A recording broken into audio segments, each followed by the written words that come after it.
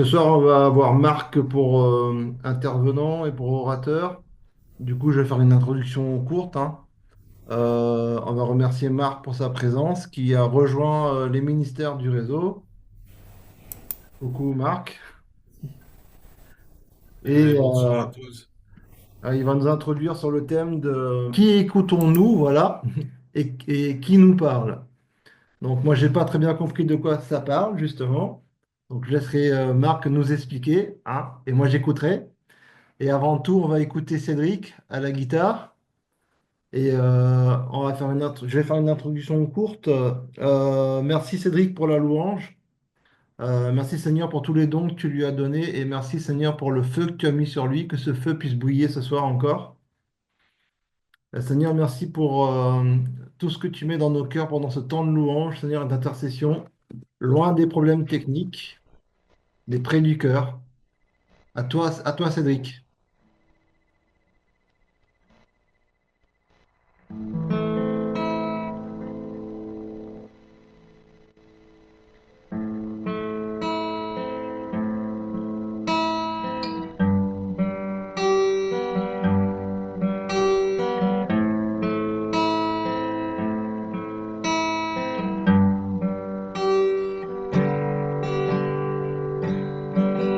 Esprit de Dieu,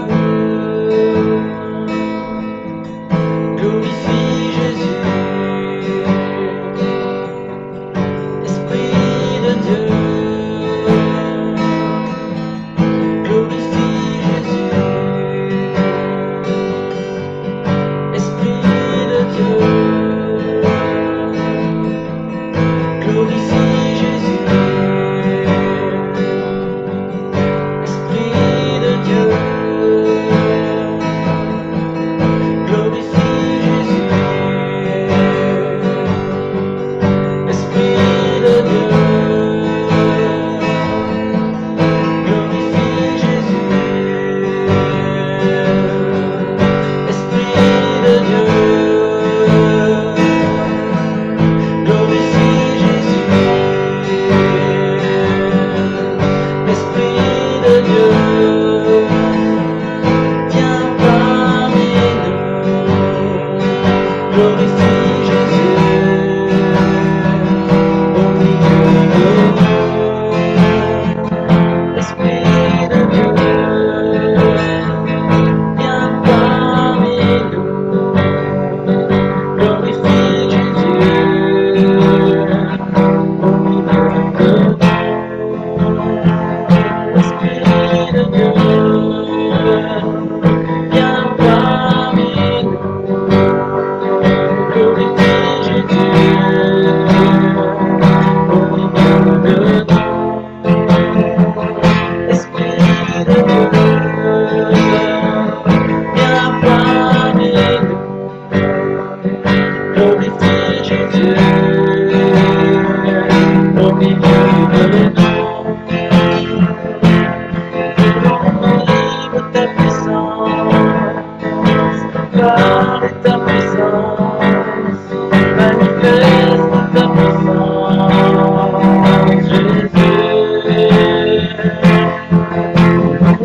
Vive ta puissance, parle de ta puissance, manifeste ta puissance, Jésus. Esprit de Dieu, viens parmi nous, glorifie Jésus au milieu de nous.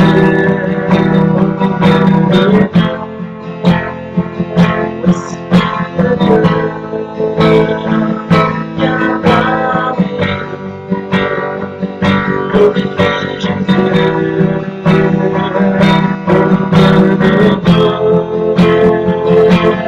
Saint-Esprit, viens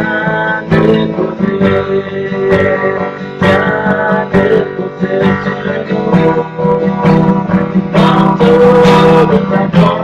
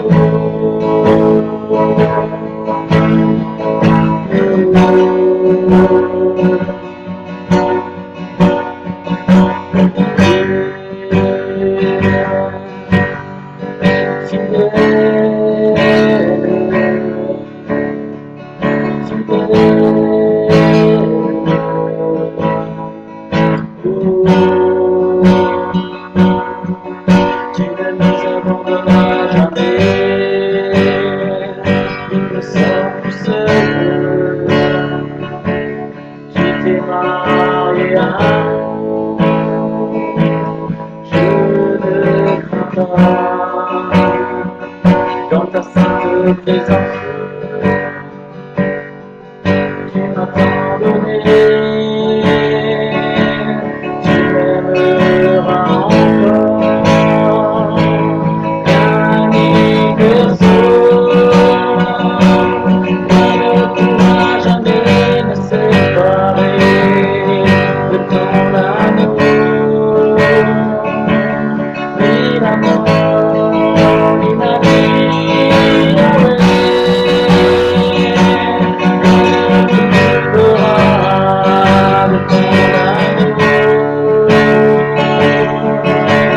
Majesté,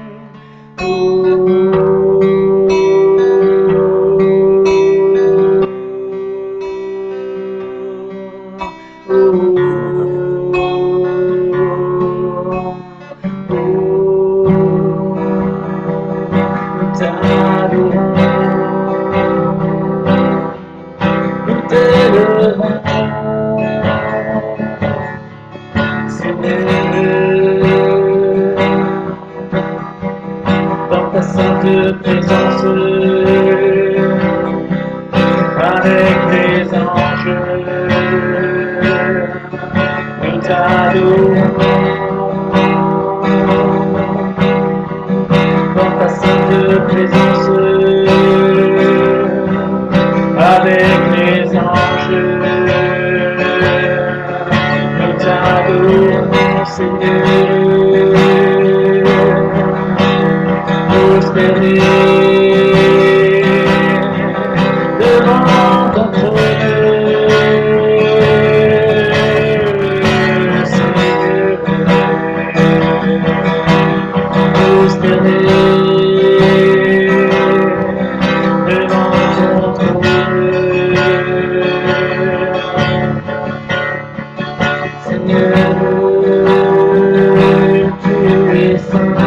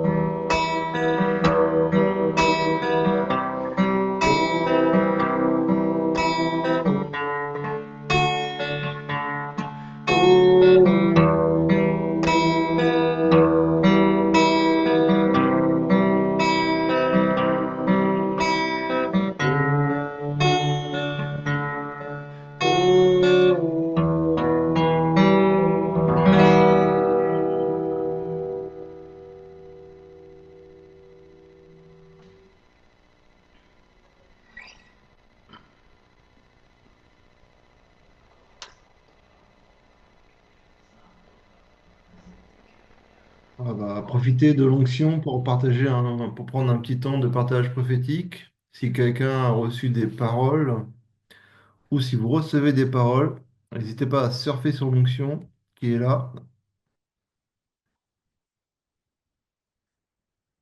Alors, Mais qu'est-ce que tu fais? Attends, j'essaie de voir le chat. Oh là.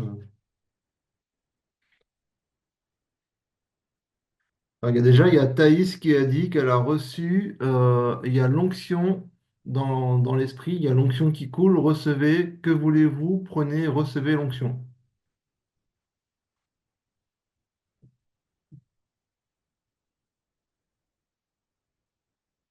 Bonsoir à tous.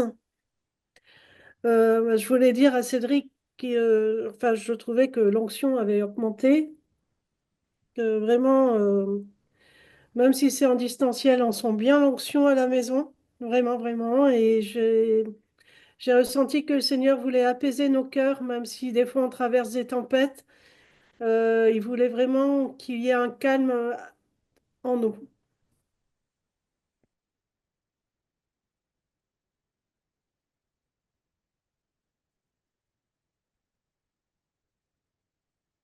Alors, je précise aussi que ces temps sont des temps de communion et de partage prophétique, et que si quelqu'un reçoit une parole prophétique pour vous, c'est beaucoup plus facile de la recevoir si les écrans sont allumés, et que on pensera même pas à recevoir une parole prophétique pour quelqu'un qui est dans la file au fond et dont l'écran n'est pas allumé. Donc, si on vous voit et qu'on on peut imaginer et on peut aller dans l'esprit pour vous, c'est beaucoup plus facile. Donc, n'hésitez pas à ouvrir vos caméras. C'est un temps de communion, on est là en frères et sœurs.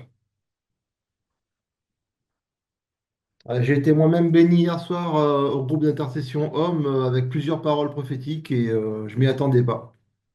Et ça a été une bénédiction.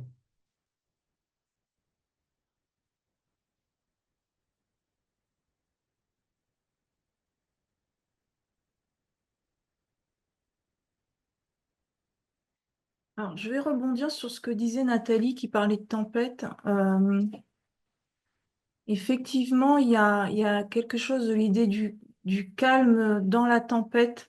Alors, bon, je pense que cette histoire en tout cas, moi j'ai fait le parallèle, ce problème de connexion avec YouTube ce soir. En fait, on n'arrête pas d'enchaîner les problèmes techniques et bon, c'est juste un exemple et c'est pas grave en soi. Il y a des gens qui vivent vraiment des tempêtes beaucoup plus importantes que ça, mais moi je le vois un peu comme une illustration en fait de ce calme dans lequel le Seigneur vraiment veut nous amener malgré tout. Et j'avais vraiment l'histoire de la maison construite sur le roc et non pas sur le sable. Donc vraiment, je crois que c'est une invitation à rester dans le calme malgré tout. Et c'est quelque chose aussi qui s'apprend, rester dans le calme sans stress. Je peux vous dire que là, ce soir, on ne s'est pas connecté sur YouTube, on est resté calme, David et moi. Il y a 6 mois, j'aurais été complètement en panique. Donc c'est vraiment quelque chose voilà, qui s'acquiert petit à petit. On apprend à rester dans le calme malgré tout parce que franchement, c'est pas grave non plus. Moi, je voulais dire aussi que j'ai vu justement, je rebondis encore, j'ai vu le mot météorite et quand je vois ça, ça me parle, moi, des signes des temps. Et je pense on va voir encore des signes, des signes des temps avec des séismes, des catastrophes, des choses qu'on va traverser, des tempêtes, justement. Alors, Seigneur, je prie, Seigneur, que tu prépares nos cœurs, Seigneur, à traverser les crises de ce monde, les crises existentielles, comme en 2020, tout ce qu'il y a eu avec le Covid, que tu nous aides, Seigneur, à préparer, à passer les saisons, Seigneur, de désert, les saisons de tempête, Seigneur, comme si on était protégé, comme si on était dans une autre dimension, Seigneur, de ta gloire et de ta grâce, et qu'on vivait ces choses-là comme dans la paix, comme toi, quand tu te reposes dans la barque, Seigneur, que tu nous donnes ton repos et cette dimension à traverser les tempêtes. Amen. Oui Seigneur, ce soir nous voulons proclamer que tu n'es pas dans la tempête, que tu n'es pas dans le feu. Et je veux proclamer que ce soir nous Nous attendons tous ton murmure doux et léger, Seigneur. Seigneur, envoie ton murmure doux et léger dans nos oreilles. Amen. Oui, bonsoir. Je voulais aussi rebondir un peu sur ce que Raphaël a dit. Je ressentais vraiment au début, ben, dans mon corps, hein, je ressentais plein de choses, des douleurs, je comprenais pas bien. Et puis après, bon, ben, c'est un peu le Seigneur, il veut qu'on soit inébranlable. Il y a comme cette notion d'être ferme dans notre position et là, on est rempli de son amour, on est rempli de sa présence. Vraiment, merci Seigneur pour tout ce que tu fais. Tu nous prépares vraiment pour ces temps, Seigneur. Tu es merveilleux. Merci pour ta grâce.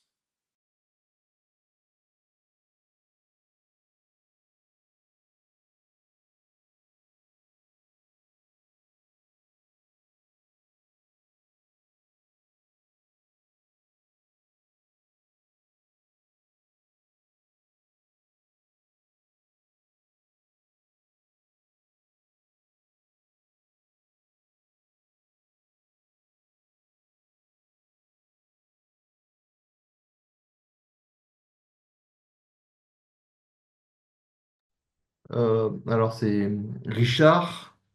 Richard, je te vois avec une valise et je te vois avec une valise et j'ai pas l'impression que c'est pour aller en Afrique. Que ça serait plutôt pour aller dans un pays du Nord. Alors je sais pas du tout, hein, comme peut-être je vois la valise, elle est comme si c'était un peu ce qu'il y a sur les kilts là. Voilà, vers l'Écosse ou un pays on parle anglais, Royaume-Uni ou Galles, Pays de Galles, ou je sais pas. À voir après à sonder si je suis dans le vrai ou pas.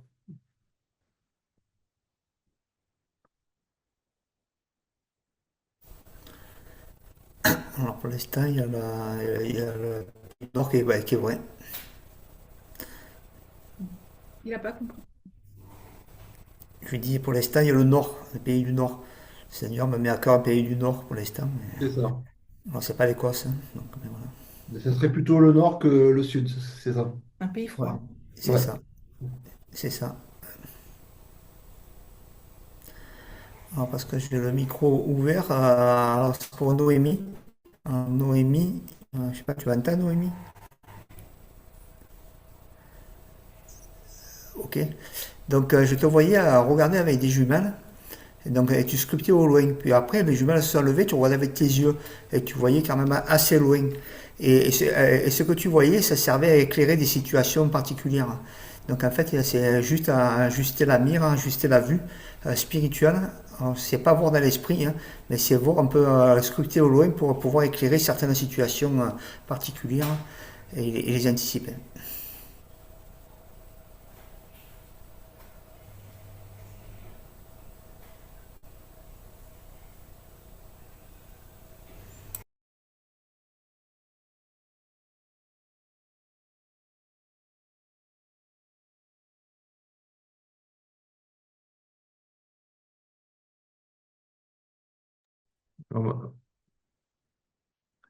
Karine, la maman de Cédric, je te vois, c'est marqué métro, alors je sais pas trop ce que ça veut dire. Peut-être qu'il y a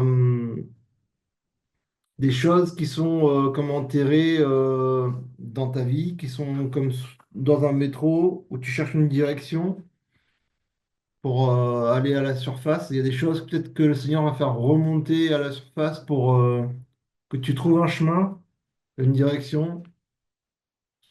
Et comme s'il y a des choses qui sont en parenthèse dans ta vie, qui sont enfouies, quoi, je veux dire, tu vois, comme le métro, faut descendre, faut aller au fond, et que le Seigneur va te montrer des choses à faire remonter à la surface.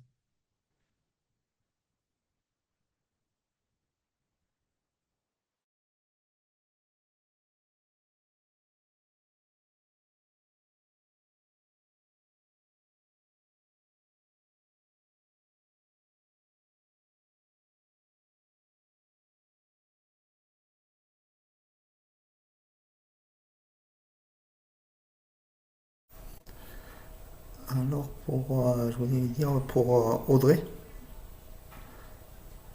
Audrey, voilà. Alors, c'est comme si tu avais quelque chose à voir avec quelque chose avec le deuil ou la souffrance qui est là depuis un certain temps, quelque chose qui te pèse, et je pense que ça va bientôt partir. Quelque chose qui va changer dans ta situation, dans ta façon de voir les choses, comme dans une souffrance ou un deuil. Va venir le temps où ça va partir.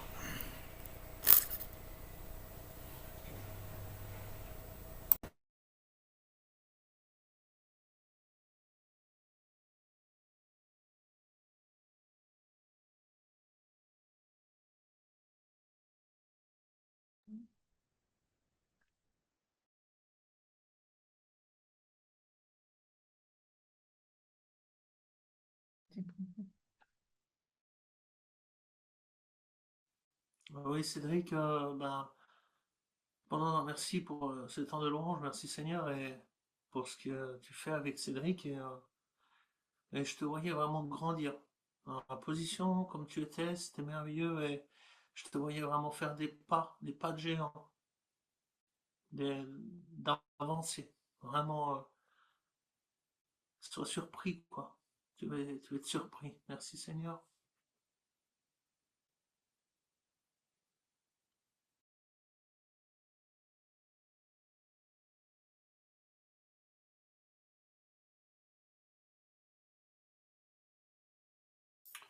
Oui, alors moi, je sais pas pour qui est-ce.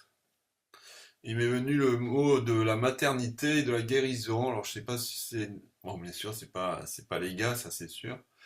Euh, Guérison par rapport à la maternité, soit dans l'image que la personne a pu, ou qu'on a pu lui rendre sur sur la maternité, ou sa capacité à être mère, ou à porter l'enfant. Alors, je sais pas. C'était pas une question de stérilité, mais c'est par rapport à la maternité, guérison par rapport à la maternité, voilà.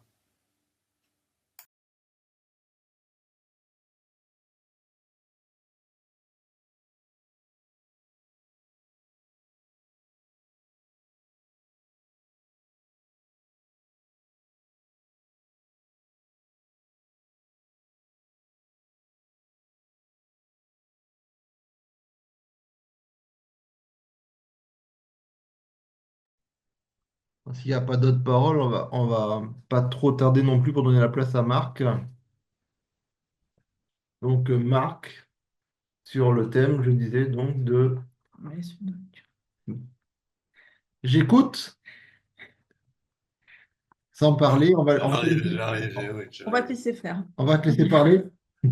Qui écoutons-nous, mais pourtant qui ne parle pas. Bon, c'est un titre à l'arrache hein, que j'ai donné quand même à Christ. Voilà. Bon, alors je sais pas trop commencer parce que bon, j'ai pas mal bossé. Bon, j'ai pas écrit un livre, on ne saurait plus. Alors, vous me dites, vous me faites un signe si je dépasse, si ou quoi que ce soit.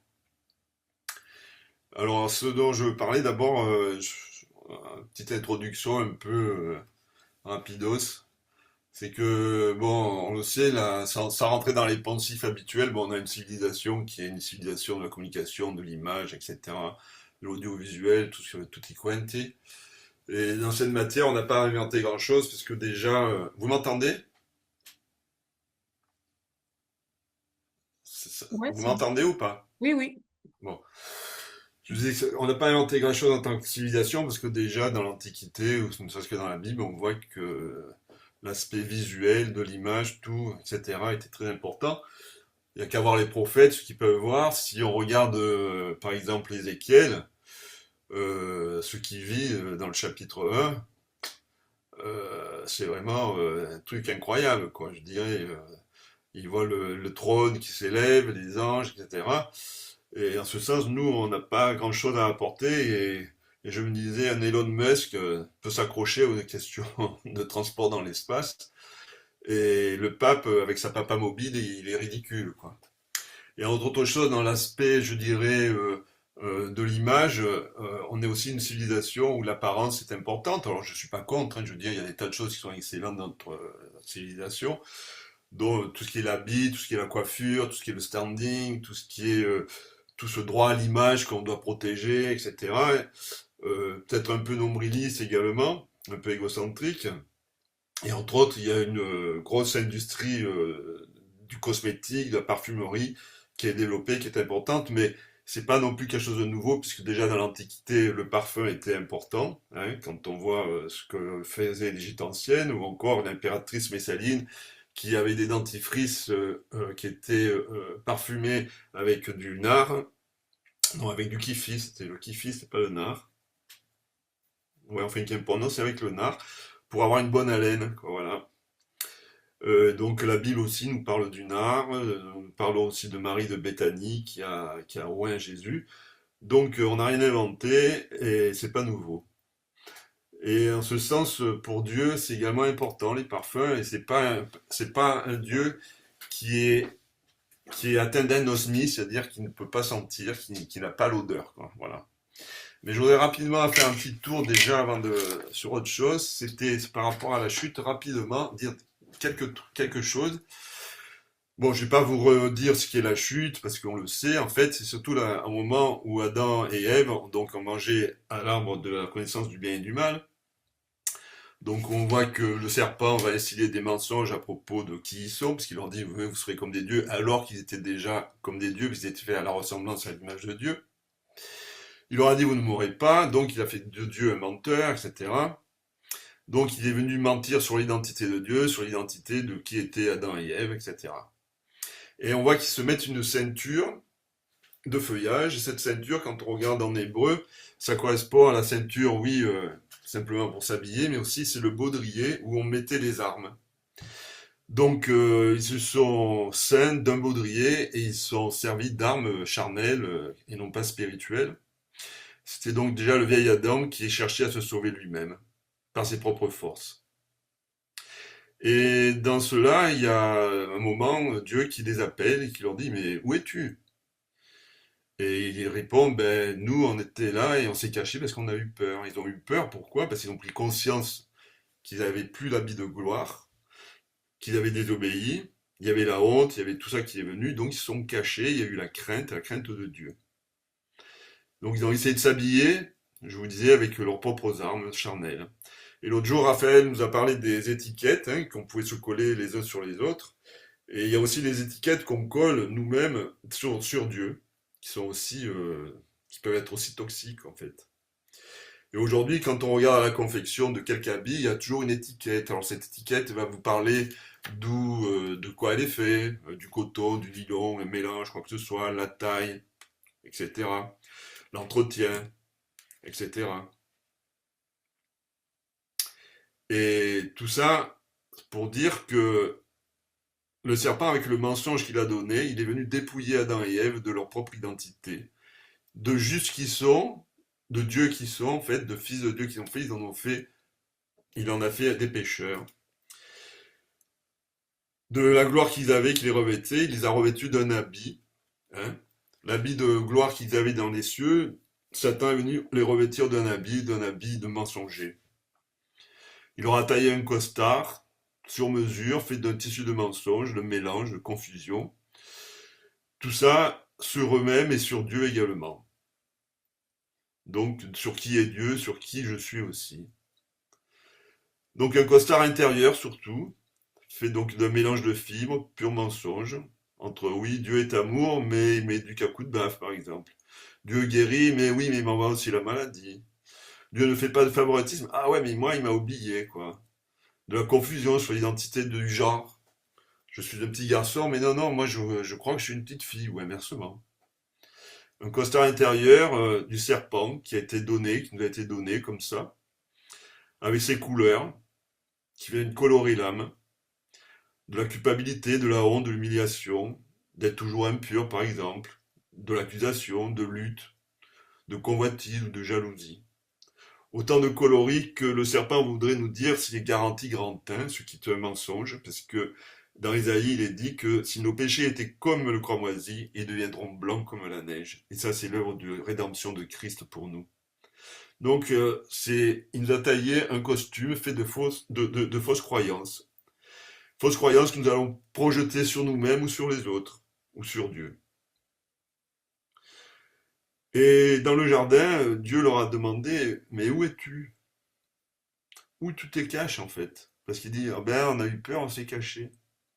Donc, Dieu, à chacun de nous, peut nous demander, mais où tu te caches? Où es-tu aujourd'hui? Également dans Matthieu, c'est Matthieu 16, oui, je crois que c'est ça, oui. Quand Jésus demande à ses disciples, mais vous, qui dites-vous que je suis? Il y a Pierre qui répond, tu es le Fils du Dieu vivant. Et Jésus lui dit, ah mais ça, c'est pas la chair et le sang qui te l'ont révélé, mais c'est le Père qui te l'a révélé. Et je crois que dans notre vie de chrétien, entre autres, on pourrait la résumer par ces deux questions que Dieu peut nous poser. Où es-tu? Et qui dis-tu que je suis? On peut le résumer à ça, on peut le résumer à d'autres dieux, c'est m'aimes-tu aussi? Et donc, pour dire que dans nos vies, il y a des choses cachées quelque part dans nos cœurs, dans nos âmes, et l'intérêt, c'est de s'ouvrir à l'œuvre de l'Esprit Saint pour qu'il vienne opérer les choses qui sont à opérer. Là, je veux revenir donc à ce que je vous disais par rapport aux parfums. Les parfums, donc je disais, Dieu, ben, il a des narines sensibles. Il y a des odeurs de parfums qui lui sont agréables, d'autres qui ne lui sont pas. Ésaïe 29, Exode 29, 18 nous dit, tu brûleras tout le bélier sur l'autel, c'est un holocauste à l'Éternel, un sacrifice brûlé au feu dont l'odeur est agréable à l'Éternel. Alors l'holocauste, c'était en grec, ça veut dire brûler tout entier. En hébreu, c'est plutôt dans le sens, et ça s'apparente plutôt au sens de monter. Donc c'est l'idée de la fumée qui va monter, la bonne odeur qui monte du sacrifice, ou encore c'était aussi, ça peut être aussi encore l'animal qu'on faisait monter sur l'autel pour le sacrifier. Alors ces parfums agréables à Dieu, quels peuvent être? Il y en a beaucoup, hein, on peut en faire une grande liste. Hein. C'est d'abord, je crois, des offrandes, des cœurs qui le font, des offrandes à Dieu par amour et par reconnaissance. Si je reviens dans la Genèse au chapitre 4 avec Abel et Caïn, on voit que Dieu a jeté un regard favorable sur Abel et sur son offrande. Abel, ça veut dire qui monte. Une des explications en hébreu que j'ai pu trouver, ça veut dire qui monte, entre autres. Donc il a su faire monter un sacrifice. Déjà par son propre nom, il faisait monter un sacrifice de louange, d'adoration et de remerciement. Donc dans l'idée des parfums qui ont été agréables à Dieu et qui sont agréables à Dieu, je parlais de Marie de Béthanie, la sœur de Lazare, qui a oint Jésus. Ce sont les prières des saints dans l'Apocalypse qui sont mêlées à l'ensemble que l'ange dans l'encensoir jette sur la terre. C'est également les dons que l'on fait aux saints, qu'on trouve dans Philippiens, qui dit que les dons que les frères lui ont fait, Paul dit, est un parfum de bonne odeur, un sacrifice que Dieu accepte et qui lui est agréable. Et le parfum des parfums qui a plu à Dieu, c'est le sacrifice de Christ sur la croix. C'est cet holocauste qui a été donné tout entier, vivant, par amour pour nous. Et c'est dit dans la parole hein, que Christ nous a aimés, il s'est donné lui-même pour nous comme une offrande, un sacrifice dont l'odeur est agréable à Dieu. Et nous-mêmes, nous sommes pour Dieu, qui sommes nés de nouveau, qui croyons fermement en Christ, nous sommes nous-mêmes cette odeur. C'est dit dans les 2 Corinthiens, grâce soit rendue à Dieu qui nous a fait toujours triompher en Christ et qui répand par nous en tout lieu l'odeur de sa connaissance. Et nous sommes en effet, pour Dieu, la bonne odeur de Christ. Alors il y a des parfums qui sont désagréables à Dieu, je disais. Alors quels peuvent-ils être? Ben, ce sont des parfums, ce sont des offrandes qui sont faites avec des motivations qui ne sont pas en alignement, en fait, réellement. C'est fait avec un cœur tortueux, c'est un peu dans ce qui se passe avec Abel et Caïn. Et j'appelle ça l'affaire Caïn, qui est l'affaire du fratricide, du drame de la fraternité. Et Caïn a fait une offrande, mais Dieu n'a pas eu un regard favorable sur son offrande, qui était faite de fruits et de légumes. Et Caïn, ça veut dire acquisition, possession. Et je me posais la question, est-ce que Caïn, par son offrande, cherchait-il à acheter quelque chose à Dieu, à acheter ses faveurs? Les faisait-il d'un cœur sincère? par intérêt ou par amour? Moi, je crois qu'il y avait quelque chose qui dysfonctionnait si profondément que Dieu n'a pas pu jeter un regard favorable sur Caïn et son offrande. Mais Dieu ne regarde pas la qualité de l'offrande. C'est un peu l'idée de la veuve qui donne la seule piécette qu'elle a, qui elle donne tout en fait, par rapport à son cœur. Dieu regarde à la qualité du cœur qui est fait, et non pas spécialement à l'offrande. Alors la question que je vais vous poser, à votre avis, est-ce qu'il y a des parfums pour Dieu qui sont comme une odeur de charogne, voire de fumier, de fiente, voire d'ordure, d'excréments, bref, une odeur de merde? À votre avis, est-ce que ça existe? Bon, alors, bon là, chez moi, ça n'a pas l'air de sentir la merde pour l'instant, donc je suis heureux. C'est Lévitique 26 qui nous dit en verset 30, « Je détruirai vos hauts lieux, j'abattrai vos statues consacrées au soleil, je mettrai vos cadavres sur les cadavres de vos idoles, et mon âme vous aura en horreur. » Et la version Martin, elle donne une version qui est celle-ci, « Je détruirai vos hauts lieux, je ruinerai vos tabernacles, je mettrai vos charognes sur les charognes de vos dieux de fiente. » Donc la charogne, la fiente, ça sent pas bon, hein, ça, c'est pas une nouvelle. Et mon âme vous aura en horreur, en haine, il dit. Donc, il y a des odeurs qui ne plaisent pas à Dieu.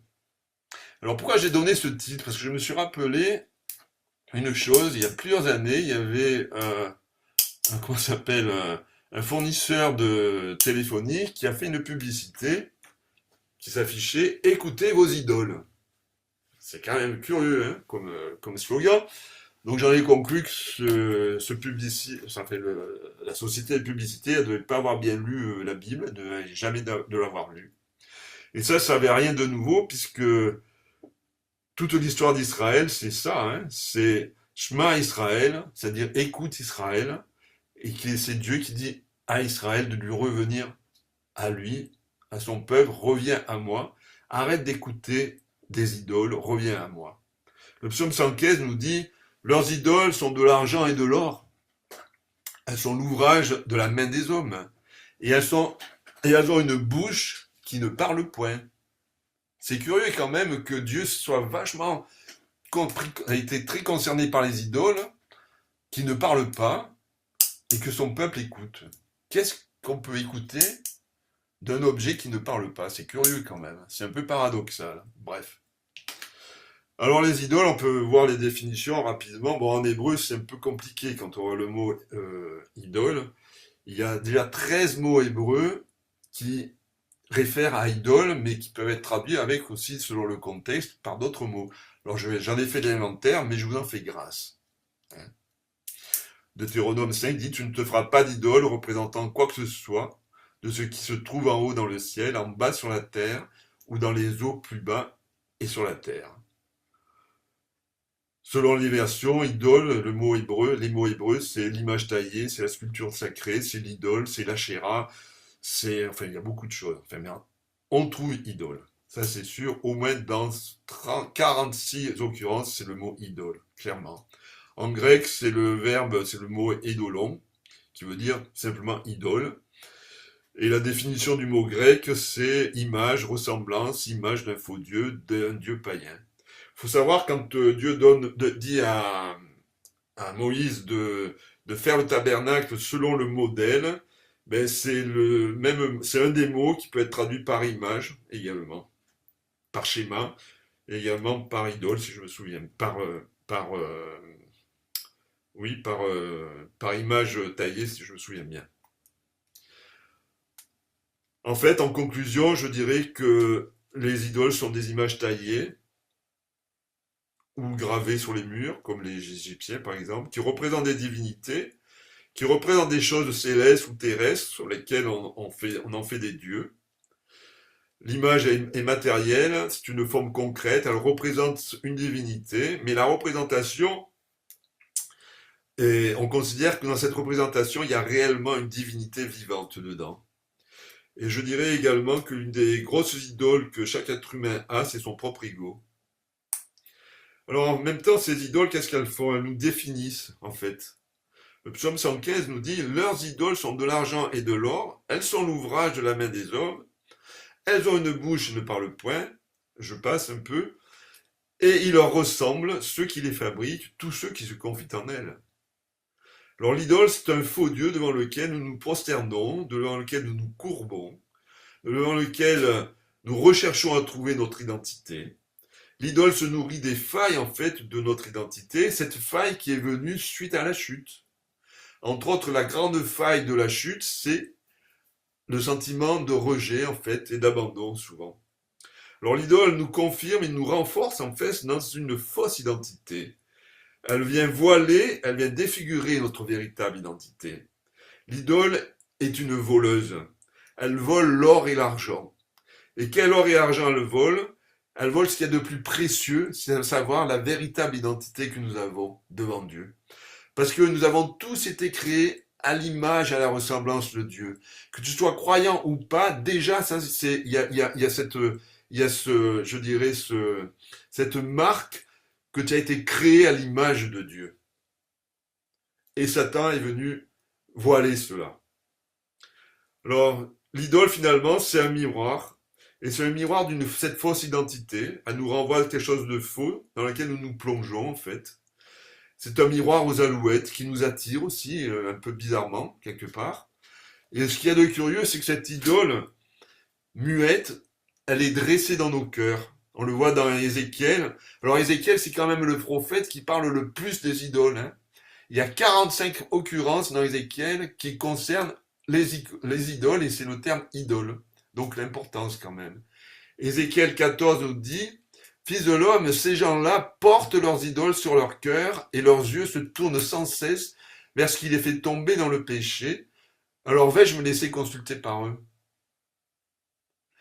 Et à force de consulter des idoles, on leur ressemble. Elles ne parlent pas, elles n'écoutent pas, elles n'entendent pas. Et Dieu nous renvoie quelque part, à force d'être, en tout cas dans Ézéchiel, il leur renvoie, mais à force d'écouter, de vous prosterner devant les idoles, ben, vous allez moissonner ce que vous avez semé, savoir que ben, moi-même, je ne vais pas me laisser consulter. Alors littéralement, en fait, quand il est dit ils portent sur leur cœur ces idoles, ça veut dire ils font monter leurs idoles sur leur cœur, c'est même au sens de monter, comment ils faisaient monter la fumée des holocaustes. Donc ils vont poser des idoles sur leur cœur, ils vont élever sur leur cœur des idoles, ils vont dresser sur leur cœur des idoles. Alors que l'idole, elle n'a pas de souffle de vie, elle vient nous souffler la vie, elle vient nous couper la vie, la véritable vie. L'idole n'est que mensonge et elle n'apporte que confusion et honte. C'est dans Isaïe, c'est entre autres. L'idole nous maintient courbés devant une fausse identité. L'idole posée sur nos cœurs vient nous asservir. C'est par exemple l'idole du religieux. Nous sommes esclaves en fait de ce qui a triomphé de nous, nous dit la parole. Alors que Galates nous dit c'est pour la liberté que Christ nous a affranchis. C'est pour ça que dans les Proverbes, il nous est dit de garder nos cœurs plus que toute autre chose, car de lui coulent les sources de la vie. Et alors la seule image dont il est, entre guillemets, j'en dis image, la seule figure que nous pouvons contempler, c'est Christ. Christ seulement, qui est le modèle, notre modèle. De Corinthiens nous le dit clairement, nous tous, le visage découvert, contemplons comme dans un miroir la gloire du Seigneur. Nous sommes transformés. Transformés, ça veut dire comme transformé sur le monde de la transfiguration, c'est le même mot, c'est métamorphosé. Nous sommes métamorphosés en la même image de Christ, de gloire en gloire, comme par le Seigneur l'Esprit. C'est de gloire en gloire, c'est tout un chemin donc. Nous sommes métamorphosés dans notre chemin de vie en Christ à devenir de plus en plus comme Christ. Alors vous savez, quand je dis les idoles disent qui on est, c'est un peu l'exemple bateau de l'idole, je dirais, quand on était... Bon, moi je suis pas de la même génération que certains, c'était l'idole des jeunes, enfin moi j'étais gamin à l'époque. Ben, l'idole des jeunes, les jeunes c'était vouloir ressembler à sa propre idole, c'est-à-dire le chanteur ou l'acteur ou le ci ou le mi, s'habiller, avoir les mêmes mimiques, etc. Donc lui ressembler, et ça lui donnait cette identité. En fait, le miroir de l'idole est un reflet. On croit, quand on se regarde dans un miroir, notre image, le reflet, c'est pas nous, c'est l'image. Et en plus, c'est pas nous parce que le miroir donne une image à l'envers. On voit à l'envers. Donc l'idole, quelque part, elle nous met à l'envers dans notre identité. Alors c'est une idole muette qui parle, je disais, dans le cœur. C'est paradoxal. Et si je reviens à l'affaire, comme j'ai dit, l'affaire Caïn, que j'ai précédemment évoquée, on peut tirer quelques enseignements, je dirais, par rapport à ça. Je disais que Caïn avait fait la gueule parce que son offrande, Dieu n'a pas eu un regard favorable sur lui, sur son offrande. Dieu même, ça veut dire dans Chouraki, il ne les considéra pas. On n'aime pas ne pas être considéré. Quand tu viens t'adresser à quelqu'un qui te zappe, tu te dis, lui, il m'a dressé un vent, là. J'ai pris un vent avec un tel, une telle. Donc Caïn, il a l'impression qu'avec Dieu, il a pris un vent quelque part. Donc il a été très irrité, fâché, il s'est mis dans une grande colère, selon les traductions. Et son visage va exprimer le fond de son cœur. Il est dit qu'il se renfrogna, qu'il arbora un air sombre, il s'assombrit. Son visage fut abattu, c'est le mot abattu, c'est naphal, c'est l'hébreu. C'est en hébreu. Alors je dis oui, probablement Caïn a été déçu. Il a considéré que Dieu ne le calculait pas, qu'il le zappait, qu'il lui avait fait un vent en pleine figure. Je me dis moi-même comment j'aurais réagi, comment aujourd'hui je réagis dans des situations aussi, qui ressemblent Caïn, à Caïn parfois, je dirais. Alors quelle pensée pouvait monter dans le cœur de Caïn? Comme du style, Dieu est injuste, Dieu a des préférences, donc il est injuste dans son choix, d'avoir préféré Abel dans son offrande, etc. Ou alors, il pouvait dire, je suis rejeté, je suis oublié, je suis l'incompris, je suis nul, je suis persécuté, je suis pas aimé, enfin des tas de choses qui peuvent venir. Et dans Genèse 4, 6, il lui est donc dit, pourquoi ton visage est-il abattu? Littéralement, ça veut dire, pourquoi ta face tombe? Quelque part là, Dieu est en train de lui dire, tu es en train de baisser le rideau quelque part, c'est un shutdown de son cœur qui est là. Vous savez, quand on parle du shutdown aux États-Unis où tout s'arrête, tout est bloqué, on baisse le rideau. Et en psychiatrie, il y a aussi ce qu'on appelle un shutdown autistique qui est bien sûr pathologique. Mais c'est là où il y a une interruption temporaire de la personne dans l'interaction avec les autres. Et là, Caïn stoppe son interaction avec Dieu. C'est le shutdown.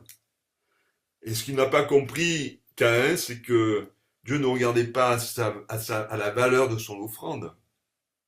Il regardait à son cœur. Il regarde au cœur. Il ne regarde pas à l'apparence des choses. Donc pour lui, c'est pas l'offrande qui lui importe, c'est la qualité du cœur offrant qui lui importe. C'est la disposition du cœur qui confère sa valeur à l'offrande. Alors pour moi, Caïn, le rejet se tenait tapis à sa porte. Puisque Dieu lui dit à un moment, le péché se tient tapis à ta porte, domine sur lui. Alors le rejet, c'est quoi en fait? Pour moi, je vous disais, c'était le fruit majeur de la chute. Bon, en regardant un peu ce que ça peut être dans la psychologie moderne, qui est pas toujours en phase avec quand même la psychologie de Dieu, je dirais, ça fait partie des blessures de l'âme, des blessures émotionnelles. On parle de la blessure du rejet ou de la blessure de non-reconnaissance. Elle est relative à un sentiment fondé ou imaginaire d'avoir été repoussé par l'autre, Caïn par Dieu, de ne pas avoir été blessé, de ne pas avoir été désiré ou accueilli par l'autre, de ne pas être reconnu par les autres. C'est un peu le sentiment que Caïn a de la part de Dieu. Le rejet est perçu comme une forme de mépris, de dénigrement. Se sentir de ne pas être calculé. C'est Caïn qui se dit j'ai pris un vent avec Dieu, quoi. Bon, alors ça s'installe en général au cours de l'enfance. Dans l'adolescence et dans l'âge adulte, ça peut également, selon notre chemin, s'installer. On peut vivre des années sans avoir conscience de ce rejet. Et elles seraient des failles intimes, profondes, qui sont enfouies enfouis, je veux dire, et qui sont à l'origine de nos maux présents, de nos formes de, je dirais, de protection, en fait. Elle influence tout notre système de pensée, elle influence notre relation au monde, à soi, aux autres, et elle peut être profondément liée à notre propre identité et à nos fondements de croyance. Donc elle produit des fruits, et ces fruits sont empoisonnés, comme on peut le voir, la jalousie. Alors c'est dans Luc 15 où c'est le fils cadet et le fils aîné, où on voit qu'il y a une forme de jalousie qui a aussi bien gouverné le fils cadet que le fils aîné. Le fils aîné qui va dire à son père, mais tu as tué le veau gras pour le cadet qui t'a volé, qui a été vraiment le pire des enfants. Ça peut être aussi comme fruit la colère. Là, avec Caïn, on le voit, Caïn se jeta sur Abel, son frère, et le tua, donc une violence. Ça peut être une susceptibilité, une agressivité hors norme, je dirais. Et c'est un peu ce que fait Caïn quand Dieu lui demande mais où est ton frère? Il lui répond oh mais suis-je le gardien de mon frère moi? Donc le fruit c'est aussi se cacher des autres. Et Caïn va dire à Dieu mais qui lui a dit qui va le séparer de la terre où il est. Il dit donc je serai caché. La solitude est aussi est un lot et un fruit du rejet. C'est le lot de la séparation de Dieu. C'est Caïn qui dit tu ne me verras plus. C'est aussi la mésestime de soi. Et Caïn qui va dire je serai errant, vagabond sur la terre. C'est l'anxiété dans la relation, dans la manière dont on se conduit socialement. Caïn qui va dire mais si quelqu'un me trouve, il me tuera. C'est aussi la perfection, le perfectionnisme pour fuir en fait la peur du rejet, de l'échec. Caïn veut tellement bien faire les choses qu'il va dire à la fin il est dit qu'un est parti loin de l'Éternel, il alla séjourner, donc il va partir loin, il veut partir loin, il veut vraiment être parfait dans ce qu'il faut qu'il fasse. Il alla séjourner au pays de Nod, c'est le pays de l'errance, à l'orient d'Éden, le pays des délices. Donc c'est curieux que Caïn se trouve en face à l'orient de l'Éden, c'est-à-dire devant l'Éden qui a été fermé, justement par les anges, par les chérubins quand il y a eu la chute. À l'est d'Éden sont posés des chérubins qui gardent l'accès à l'arbre de vie. Et il est devant cet arbre de vie, il ne peut pas y toucher en fait, il ne pourra même plus en bénéficier. Alors je dirais que le fruit également du rejet chez Caïn, c'est la peur de l'échec. Pour moi, c'est ce qu'il vit. Il est dans une situation qui lui renvoie un sentiment d'échec parce que Dieu n'a pas eu un regard favorable sur lui et sur son offrande. Et je dis cela parce que je disais le mot naphal, qui traduit feu abattu, qui fait le shutdown. Il y a de nombreuses occurrences de ce mot hébreu, il y en a 403, avec des traductions diverses, avec des contextes positifs et négatifs. Mais dans le psaume 5, on va voir que il est dit, ce mot il est traduit par échec, échoue, il est dit, ô Dieu, fais-leur procès et qu'ils échouent, naphal, dans leur entreprise. Le rejet fait souvent bon ménage avec la peur de l'échec. Parce qu'on veut tellement être parfait dans ce qu'on fait, qu'on n'ose plus rien faire parfois parce qu'on a peur d'échouer et que, échouant, on va se retrouver avec une image, je dirais, basse, ou avoir l'impression d'être rejeté par les autres. C'est ça, je dirais, le poison du perfectionnisme, de la performance. Notre valeur dépend de notre réussite, de ce que l'on fait bien ou pas bien. Donc, risquer un échec, c'est difficile, hein, et c'est un risque de perdre sa valeur. Également, le fruit du rejet chez Caïn, c'est la jalousie. De mon point de vue, c'est la jalousie qui a conduit le cœur de Caïn. C'est dit dans la parole, c'est dans Jérémie 18, qu'ils ont abandonné les chemins anciens et qu'ils se sont laissés conduire par les idoles. Alors on a le choix de marcher soit par l'esprit, soit par la chair, soit par l'esprit, soit par les idoles. En fait, l'idole, c'est la chair, en fait. Ézéchiel 8 nous dit quelque chose. Il a été transporté par l'esprit, Ézéchiel, en vision à Jérusalem, et il est posé devant la porte intérieure du temple côté nord. Donc c'est une porte latérale, parce que le côté est, c'est l'entrée totale. C'est donc quand on rentre, on a le dos au soleil. Et ça, c'était pour empêcher, quelque part, parce qu'on le voit dans Ézéchiel aussi, à un moment, ils ont le dos au soleil quand ils vont adorer Dieu. Donc, fils de l'homme, lève donc les yeux du côté du nord, lui dit l'Éternel.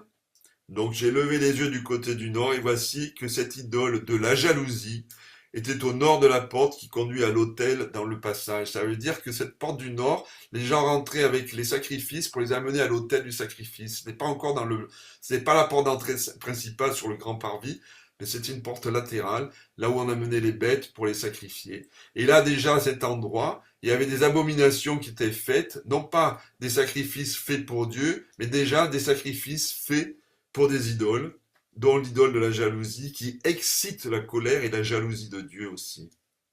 Et Dieu lui dit, mais tu vas avoir encore de plus belles choses horribles. Et il précise aussi que cette communauté fait cela pour que je m'éloigne de mon sanctuaire. Il faut savoir que cette idole va donc nous coupe en fait de la présence, de la, je dirais, de la relation avec Dieu. Donc il va y avoir toutes sortes d'abominations dans le temple. Toutes les idoles d'Israël, nous on voit, sont gravées sur les murs des chambres des anciens et des sacrificateurs. Il y a 70 anciens qui adorent ces idoles et qui remuent l'encensoir devant les fresques qui sont sur les murs de leur propre chambre. Ils le font en cachette dans leur propre chambre parce qu'ils disent une chose importante que j'ai relevée. L'Éternel ne nous voit pas. L'Éternel a abandonné le pays. Là, c'est encore l'idée du rejet, l'idée de l'abandon qui vient œuvrer dans les cœurs et qui nous éloigne de Dieu parce qu'on s'éloigne nous-mêmes de Dieu. Et c'est la jalousie qui provoque ça. Et pourtant, Dieu, dans sa miséricorde, il défie Caïn de choisir la vie. Il n'a pas porté un regard favorable, mais il en rajoute encore une couche. Dans Genèse 4, il lui dit « Si tu agis bien, ne relèveras-tu pas la tête ?» Littéralement, ça veut dire « N'y aura-t-il pas élévation ?» Et ce mot élévation, selon les passages, peut se comprendre soit comme élever la faute, c'est-à-dire pardonner, c'est dans Martin et dans Darby, soit également accueillir favorablement. En l'occurrence, il exhortait à accueillir quelque part favorablement le choix de Dieu. Et Dieu met en garde Caïn de veiller à bien agir aussi. Mais si tu n'agis pas bien, le péché est tapis à ta porte et son désir se porte vers toi. À toi de le dominer. Le péché tapis, en hébreu, rabat, ça se parle à propos d'un animal qui est au repos et qui veille comme ça. Et ça renvoie, selon les commentaires, à un démon babylonien, Rabitsu, qui en fait était tapis sur le seuil des portes, et il se tenait prêt à bondir sur celui qui passait. 1 Pierre 5,8 nous dit, le diable est celui en rugissant, cherchant à dévorer. Caïn n'a pas dominé sur le péché, tapis à la porte de son cœur. Et alors on connaît la suite qui est tragique, hein, le fratricide. Et en fait cette situation-là est un révélateur de l'image de son cœur.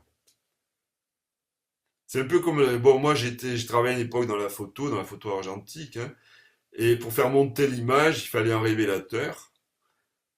Dans le noir, ça se fait dans l'obscurité. Et après, il y avait un révélateur. Après le révélateur, il y avait un agent mouillant, etc. Il y avait aussi un fixateur qui fixe l'image. La situation est là pour lui faire voir quelque chose de son propre cœur. La situation est ce bouton déclencheur, cet interrupteur qui est mis en route, qui amène une lumière sur le cœur. Alors ça peut être vraiment inconfortable, c'est vrai, ça peut être douloureux, ça pique les yeux des fois la lumière, quand on sort de l'obscurité vers la lumière, il y a un temps d'accommodation qui est nécessaire. Or, recevoir cette lumière, c'est une promesse positive. C'est la promesse de rentrer dans une identité sans faille. Jean 1, verset 12, il nous dit « Mais à tous ceux qui l'ont reçu, cette lumière, à ceux qui croient en son nom, elle a donné le pouvoir de devenir enfants de Dieu. » Alors que l'idole veut nous tenir courbés devant elle, Jésus est venu pour que nous puissions tenir debout dans notre véritable identité, dans notre véritable stature de fils et de filles de Dieu, être dans un vrai féminin, dans un vrai masculin. Pas le masculin du masculiniste ou du féministe actuel. Hein. J'ai rien contre j'ai rien, je dirais, contre tout ce qui peut amener à grandir et à épanouir chaque être humain, que ce soit en reconnaissant tout ce qui a été fait d'injuste ou pas chez les uns et chez les autres. Hein. Pas du tout. Mais il y a un vrai féminin, un vrai masculin qu'on ne saisit pas, toujours, et que notre société aujourd'hui n'a pas véritablement saisi. D'où des montées, je dirais, puissantes de masculinistes ou de féministes. En fait, tout ça, c'est pratiquer ce que faisait Caïn. Il a pratiqué son vieux moi, idolâtre, de son nombril, au lieu de pratiquer la présence de Dieu, c'est-à-dire de l'homme nouveau, qui lui permet de saisir de qui est Dieu pour lui, qui est Dieu lui-même, et que Dieu est qui il est pour Dieu. Alors, on a un choix dans la vie, c'est de laisser Dieu mettre sa lumière. Et dans Actes, je pensais à Actes 17, 16 et 23. J'ai appelé ça « Laissons Dieu arpenter nos cœurs ». Paul parcourait Athènes. Alors Athènes a un nom particulier, je ne me souviens plus exactement, ça avait trait avec une espèce de... Enfin, je ne peux plus le dire, je ne me souviens plus. Enfin bref, Paul avait l'esprit hérité par la quantité, d'idoles, de statues en fait, que les Athéniens vénéraient. Mais il fait une découverte, il annonce aux Athéniens et leur dit « En effet, en parcourant, donc en arpentant les rues de votre ville et en examinant vos monuments sacrés, j'ai même découvert un autel qui porte cette inscription à un Dieu inconnu. Ce que vous révérez ainsi sans le connaître, je viens vous l'annoncer. » Alors, on pourrait peut-être aussi comparer parfois nos cœurs à Athènes. Non pas que nous soyons des idolâtres invétérés, c'est pas ce que je veux dire. Non pas que nous ne connaissions pas Jésus-Christ, non, c'est pas du tout ce que je veux dire. Nous le connaissons chacun d'une certaine mesure. Hein. Vous savez, quand il est dit, vous avez prophétisé, vous avez... mais je ne vous ai pas connu, ça peut être vachement légaliste hein, comme déclaration. Si on ne met pas en pendant, c'est ce que nous dit dans 1 Corinthiens 13, nous ne connaissons que partiellement pour l'instant, comme nous ne prophétisons que partiellement. Aujourd'hui, nous voyons au moyen d'un miroir de manière peu claire, mais alors nous verrons face à face. Aujourd'hui, je connais partiellement, mais alors je connaîtrai complètement comme j'ai été connu. Donc c'est pour nous encourager à ne pas être dans le déni. On peut être conscient d'une chose ou pas, et dans un temps conscient, on peut vouloir le mettre de côté. Hein. Alors on ne connaît que dans une certaine mesure. Et moi, notre invitation que Dieu nous fait, je pense, c'est d'accueillir son esprit, d'accueillir sa lumière sur nos propres cœurs. Et c'est un cheminement de vie. On ne va pas tout régler en une soirée, hein, c'est pas la question. Est-ce que là, où je peux encore me trouver courbé sans le savoir, devant ce qui, dans mon cœur, prend quelque part plus de place que Dieu, pas au sens... mais plus de place au sens que ça ne me permet pas de percevoir véritablement qui est Dieu pour moi et qui je suis pour Dieu. Là où mon cœur peut encore être donc dans l'asservissement, là où dans mon cœur il peut y avoir des failles dans ma propre identité, là où mon cœur peut faire parfois des shutdowns devant une situation, crée-toi. Connaître la vérité pour être pleinement libre en fait. C'est ce à quoi on tend. Un jour nous connaîtrons comme nous avons été connus. Peut-être que c'est aujourd'hui, peut-être que c'est demain, peut-être que ça sera dans l'éternité, j'en sais rien, mais il y a un chemin et il nous encourage à entrer dans ce chemin de gloire en gloire, nous venons de plus en plus à sa ressemblance. Quoi que dise mon âme. Vous savez, il y a ce que dit je crois que c'est Prévert, dit que le cancre dit oui avec la tête, mais non avec le cœur. Donc il y a des tas de choses que l'on connaît de la vérité, de qui est Dieu, de qui nous sommes pour Dieu. On dit oui, oui, oui avec la tête, mais dans le cœur, c'est encore non quelque part. Donc, connaître la vérité, répondre à cette question, mais où es-tu? Répondre à cette question, qui dis-tu que je suis pour toi? C'est ce que Dieu nous demande. Est-ce que on peut le laisser arracher et planter? Est-ce qu'on peut le laisser abattre pour rebâtir? qu'est-ce qui dans ma vie me fatigue, parce que c'est dit dans la parole que vous portez des idoles, vous ne dites pas je renonce alors qu'elles vous fatiguent. Il y a des choses qui nous fatiguent parce que nous les portons trop, parce que ce sont ces idoles, ce sont des choses auxquelles inconsciemment on tient. Alors l'amour ne meurt jamais, même si les prophéties disparaîtront, les langues cesseront, la connaissance disparaîtra, mais l'amour demeurera. Et donc Dieu, dans son amour, veut encore nous éclairer. Et je parle premièrement pour moi, hein, vous savez, ça m'a fait travailler pour moi-même, hein, tout ça. Hein. Donc, ouvrons-nous à l'œuvre du Saint-Esprit en nous. Laissons-le identifier ce qui peut être encore des failles identitaires, des fausses croyances. Mais il veut pas mettre une lumière et nous dire, ben voilà, tu es comme ça et tu te débrouilles, hein, mon gars ou ma chère fille. Non. Il veut nous métamorphoser. Voilà. C'est ce que je voulais vous dire. Enfin, je ou Dieu, je sais pas. En tout cas, c'est ce que j'avais sur le cœur.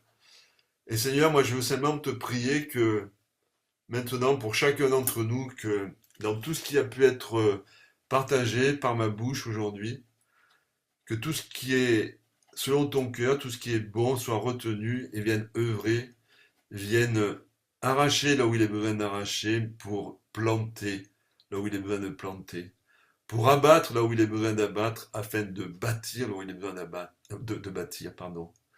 Viens également, Seigneur Jésus-Christ, nous amener à être non plus courbés, mais redressés en Christ, afin de pouvoir t'adorer en esprit et en vérité de toute notre force, de tout notre cœur. Père éternel, je prie pour cette œuvre de ton Esprit Saint dans la vie de chacun d'entre nous. Père éternel, je prie que tu viennes guérir ce qui a à guérir.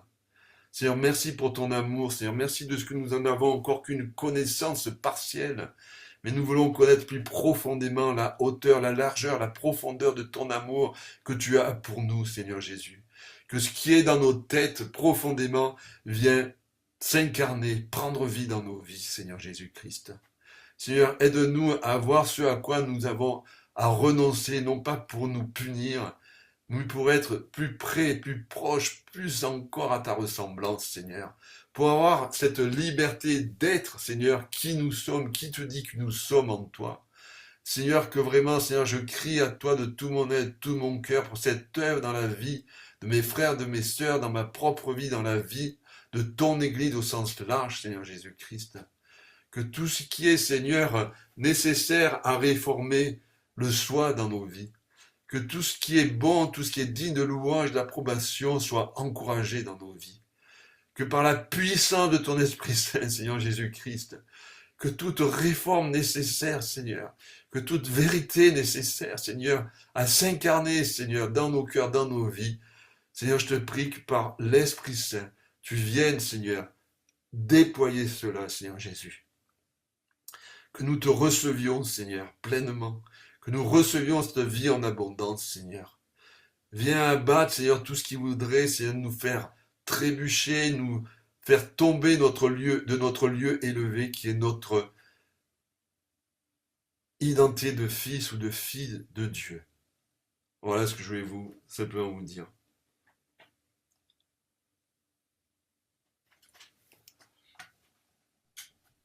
Amen, amen, amen, amen. Est-ce que tu permets qu'on continue de prier dessus, Marc-Olivier? Moi, j'interdis rien. Ouais, ok.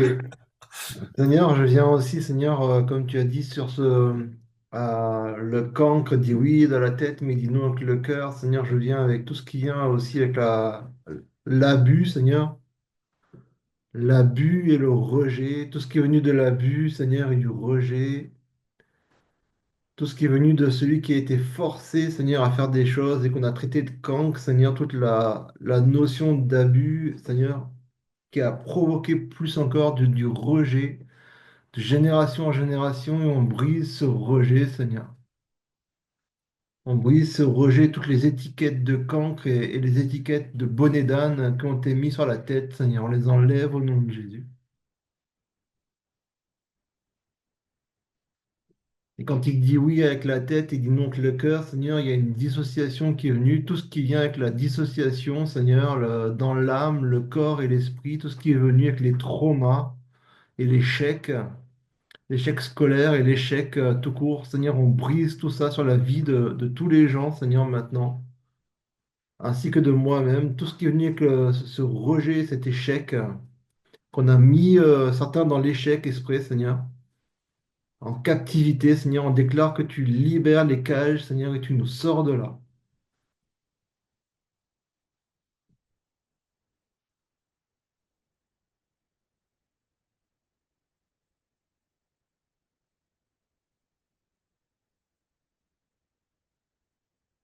Amen.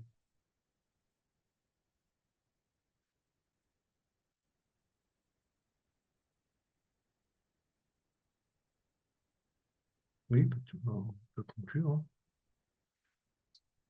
Ouais, j'aimerais encore juste prier, juste dire aussi que, voilà, juste pour rebondir sur ce que Marc dit, il y a aussi le rejet de soi, ou le rejet en soi qui vient de l'autre, mais il y a le rejet bah, de l'autre, le rejet non, je ne vais pas trop enseigner non plus, hein, je ne vais pas faire l'enseignant, mais je veux dire, il y a le rejet de Caïn qui rejette Abel, et que bah, entre frères, on peut se rejeter l'un à l'autre et rejeter Christ en l'autre, et que celui qui est rejeté rejette, et que bah, ça crée de la paranoïa, comme ça, des chaînes de paranoïa où on peut plus se parler, et on peut plus se dire les choses qui sont de la vérité, on n'accepte plus de se remettre en question, d'être enseigné, même pour moi-même, hein. Je suis pas blanc, bonnet blanc, hein. Et que, ben voilà, Seigneur, on vient briser tout ça, Seigneur. Le fait qu'il n'y a plus de transparence et qu'on se cache derrière des images, derrière des masques. On ne peut plus se parler, Seigneur. On ne sait plus comment se parler. Seigneur, viens relever tout ça. Que tu es l'image du juste. Par ton sang, tu nous justifies et tu nous rachètes. Amen.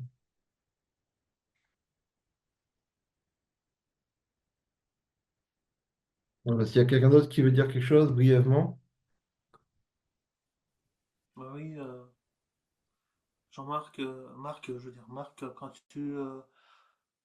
tu as parlé de merde là, j'ai eu cette vision quand Jésus est venu renverser toutes les tables à Jérusalem avec cet argent.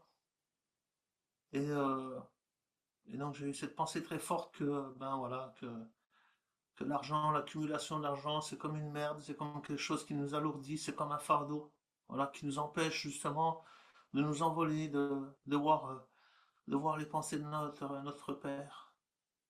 Voilà, j'ai vraiment ça dans mon cœur. Merci Seigneur.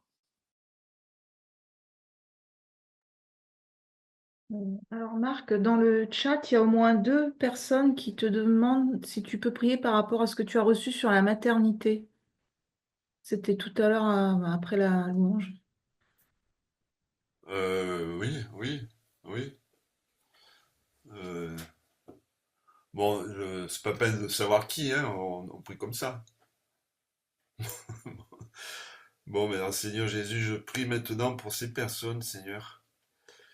Osamaya sanje de de do stante lo kalamaya sanje de do stoto no kante de do dun tonto do stante. Elelo maya sanje de do gente de stelia. Seigneur, je prie, Seigneur, je veux m'élever contre toute peur de la maternité maintenant. Seigneur, tout ce qui est venu, Seigneur, former une peur, la crainte d'être mère, la crainte de porter. Dans le nom de Jésus-Christ, je brise cette crainte. Je brise toute crainte face à la maternité, face à l'identité même d'être une mère. Au nom puissant de Jésus-Christ. La peur de ce que pourrait être une grossesse également, ou la peur de ce que je pourrais être une mauvaise mère.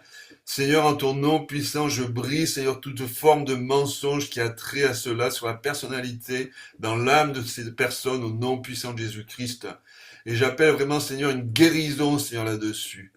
que tout ce qu'elles ont pu entendre sur la maternité, que tout ce qu'elles ont pu peut-être vivre dans une maternité précédente, Seigneur, j'appelle les choses anciennes, Seigneur, je dis que les choses anciennes sont maintenant, voyez, les choses anciennes sont enlevées dans le nom puissant de Jésus-Christ. Voici venir les choses nouvelles.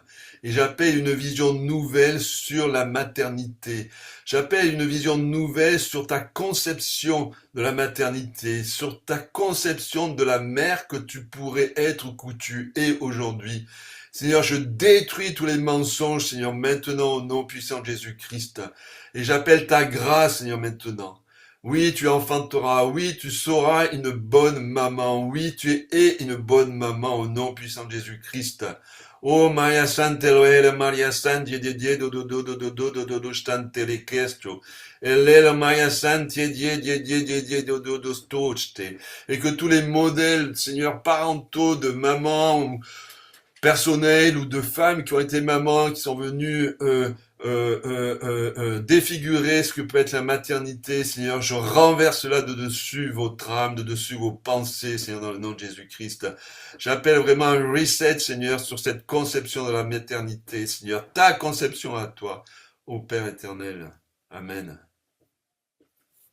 Amen, amen. Amen. Merci Marc, c'était complet. Je pense que c'est un thème qu'on reverra souvent, le rejet. Oui. C'est pire que les démons. Ça peut bloquer des guérisons et des délivrances, le rejet. C'est la première chose à guérir en soi. Voilà. Mais merci à vous pour l'écoute que vous avez eue aussi. Bah, de rien, hein. Donc, faites passer le message, l'enregistrement, on essaiera de le mettre sur YouTube dès que ça sera possible, hein, parce que je pense qu'il y a beaucoup de gens qui n'ont pas compris. Bon, je l'ai mis sur Facebook, sur Opsland, mais je pense pas que ça a été validé déjà. Donc, faites passer le message, voilà, on s'excuse encore, bon, ça arrive. Et ben, on se retrouve la semaine prochaine, hein, sur YouTube aussi, En si espérant que ça tout marche. va bien. C'est ça. Voilà. Euh, bon, Ouais. Bonne soirée. C'est qui la prochaine fois? c'est Thierry, Ok. prochaine fois. Coucou la Belgique. Non, mais ils sont au Creusot, là. Ah, coucou le Creusot alors. C'est les Belges du Creusot. Coucou. Bon, bah écoutez, on va vous souhaiter une bonne soirée, Ouais. une Bonne bonne soirée nuit. à tous, à toutes. Bonsoir et merci. Ouais, que l'onction continue d'agir sur vous et brise les chaînes de rejet et que la parole fasse son œuvre. Amen. Amen. Bonne soirée.